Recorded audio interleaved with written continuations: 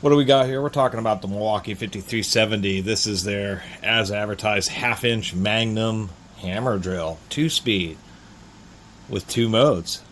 Most hammer drills, or almost all of these quartered, I should say, style hammer drills have the ability to enable and disable the hammering action, just like corded hammer drills. Better ones had 2-speed gearboxes, and now that I've been trying to keep my eye out a little bit more for them, that's one of the big differences between really the cheapest, regardless of the brand, and slightly better ones is the gearbox. And the whole point to that is the way these work. Although this one's interesting, I should talk about how the lockout works. I mean, on most, I have Catus and Porter cables. A lot of them, it's really pretty simple. You have a little switch that will enable or disable the hammering function. Milwaukee built this off of their Magnum hole shooter half-inch drill motor with a different gearbox. This one happens to be from around 1993. You can look up the serial numbers on Milwaukee's service website, and then when you look at the parts explosion documents, they'll tell you the date that a particular serial number was introduced. So you can get some date history. These were first introduced in 1981, and their last document revision was in 2006. So quite literally a quarter century, and they were probably made for a few years before being replaced by the 5380, which is I believe the Chinese-made unit. So this would be the last of the American ones. 5.4 amp motor. They're actually advertising 500 watts. Continuous output, being a 2-speed, 1000 RPM, and 3600. Anyway, I'm getting ahead of myself here. The odd thing about this is we have this ring. I probably should zoom in quite a bit here so you can see what's going on. It's really awkward because you got to pull on the chuck, you got to pull this ring to unseat it, and then you twist it, and then it snaps forward. If you do it just right, it kind of has a satisfying snap like that. And now, when you operate it,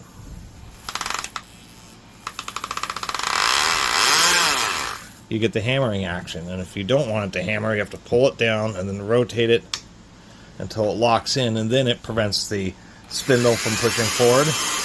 And that's how they're doing the drill only mode. Then we have a 2-speed gearbox.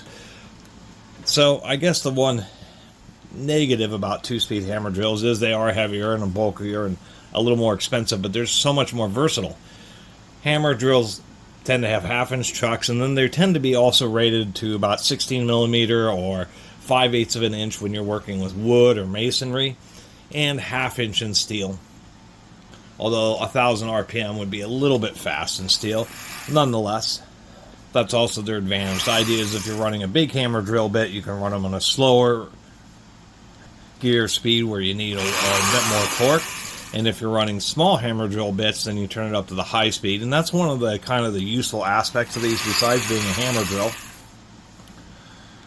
is the fact that there will be certain situations where you may want to run, you need a drill and you need it to be really fast. So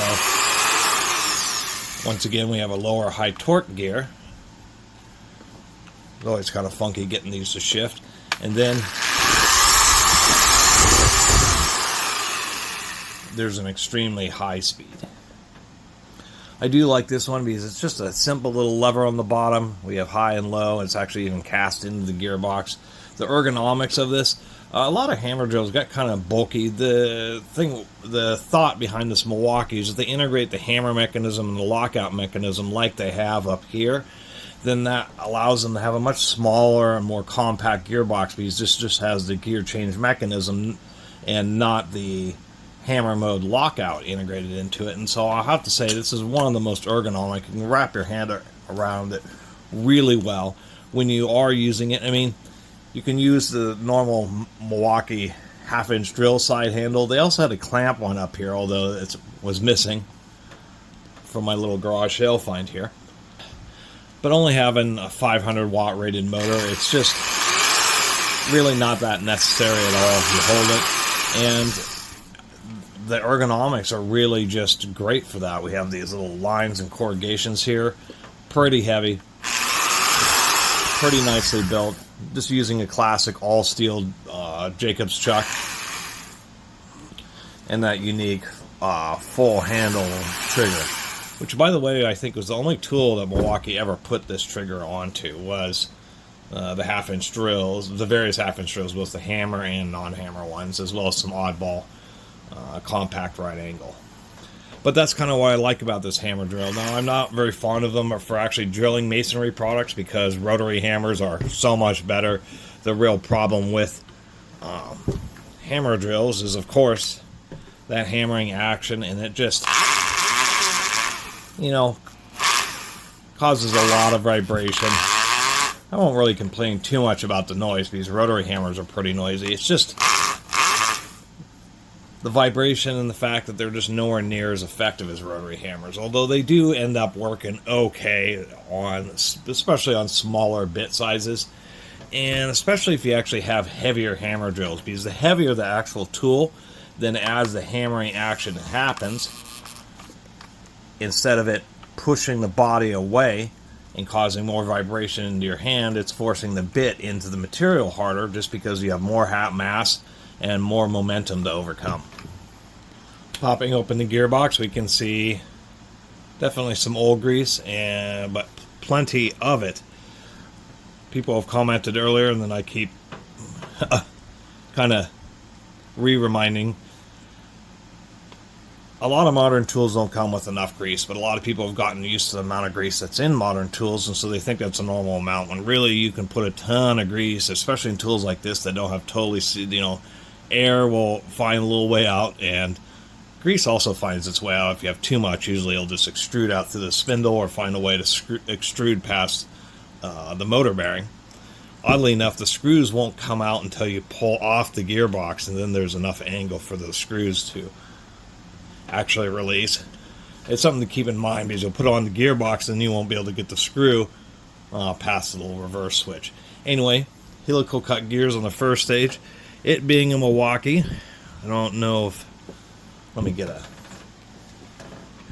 Milwaukee is always known for trying to do their best and having rolling elements. So what we can see here is both the needle bearings in both of those positions, obviously ball bearing on the motor.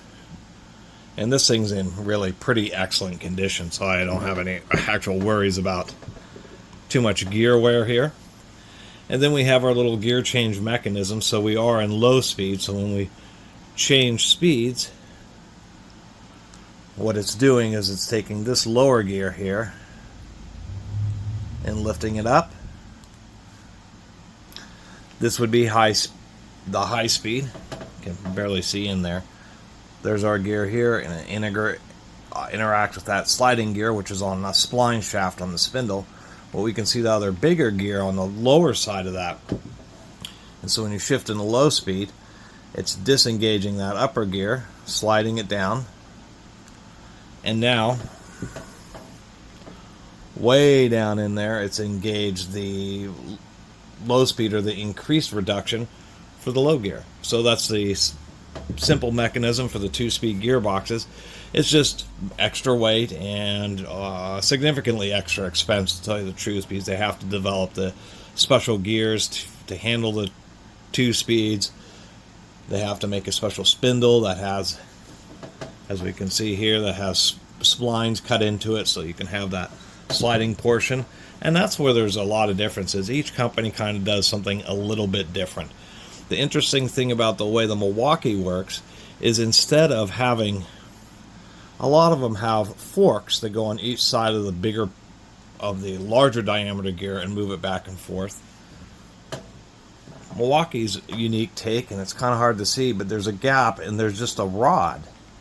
So instead of a fork on either side of the gear, it's a pin that's in between the two gears, is how they're achieving that, and I think it's kind of interesting. And I suppose the reason they do that is if you have a fork that's pulling the gear back and forth, there's got to be an extra rod for that fork to slide on, and then the wheel to actually shove it back and forth, because they can do two birds with one stone in this situation. This also has a really big O-ring under there to prevent it almost feels like there's a detent like right in this position, but you just turn it till it hits the case. Anyway, pretty stiff switch because they have a pretty stiff O-ring to keep grease inside the gearbox. Milwaukee usually, well, they make a big efforts not just with rolling element bearings, but also with helical cutting gears. But in this case, the gears are straight cut for the reductions for the 2-speed, and they're just helical in the first stage. That way they don't have to deal with thrust loads against the actual shifter mechanism.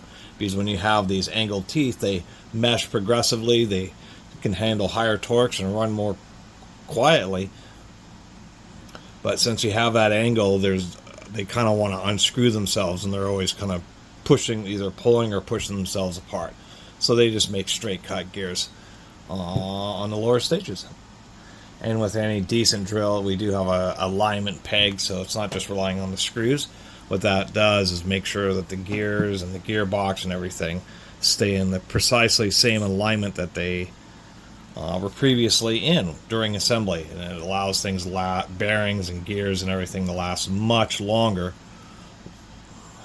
when they have that. And some manufacturers, like some Makita quarter drills, some of their relatively newer ones, we're missing that, and we're having issues with gears failing really pretty quickly, because like especially on their half-inch DP, like the DP 4000, DP 4002, the gearbox halves would just, when you would put a lot of load drilling big holes, the gearbox front would shift relative to the back, and the gears would wobble one side to the other, causing force to be concentrated instead of evenly across the whole gear on one portion of the gear, and they just grind themselves down. It was really a manufacturing oversight.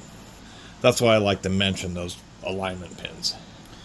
So anyway, there's my little video and a simple little look inside the gearbox. And I've always kind of been enamored. I never liked the performance of hammer drills versus rotary hammers,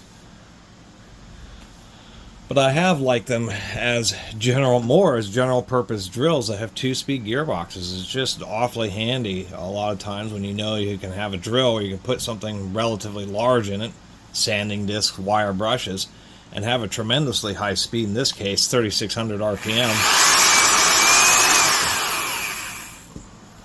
and be able to do little wire brushing activities and that type of stuff on a very high speed. So it's like a high speed, it is a high speed half-inch drill. And then you have, always wiggling the chuck to get it to shift gears, and then you have the option for the higher torque, low speed. And one nice little side effect of the way the gearbox is designed on this that I really like the ergonomics is when you are holding it, you're not blocking any of the vents, so the motor is able to stay nice and clear. Anyway, my simple little video. I would have done a little bit more on the teardown, but not much to say on the motor. It is a Milwaukee Magnum, so there's this little easy to remove section here where it's simple to replace the brushes, although it's kind of a little finicky. You kind of got to put your fingers in there and hold the brushes while you reinsert it. That's the trick. But there are spare brushes. When you pull this out, there'll be actually another little black, one of these plastic screws that strips out super easily. There'll be a spare screw and a pair of spare brushes built in to the tool. One of the very few tools from any manufacturer to ever do something like that. And it's just kind of a nice classic hammer drill. Some of Milwaukee's other hammer drills I wasn't very fond of, but these 5370s really set themselves apart, and they were replaced by the Chinese-built 5380s, the more modern-bodied ones. And those are they just weren't ever as good, and they certainly went downhill on the ergonomics. It has the switch on the side rather than the bottom. Having the gear switch on the bottom of this also, it's one of the safest spots. There's just, however you're setting this down, God, wire's getting all tangled up. However you set this down or use it, it's just a well-protected switch, so I think that's another wise option. Is not that it's just small and stubby and pretty robust, but it's also in a well-protected area of the tool. I do like this unit. Anyway, really appreciate you all watching. Maybe we'll take a look at another hammer drill pretty soon here.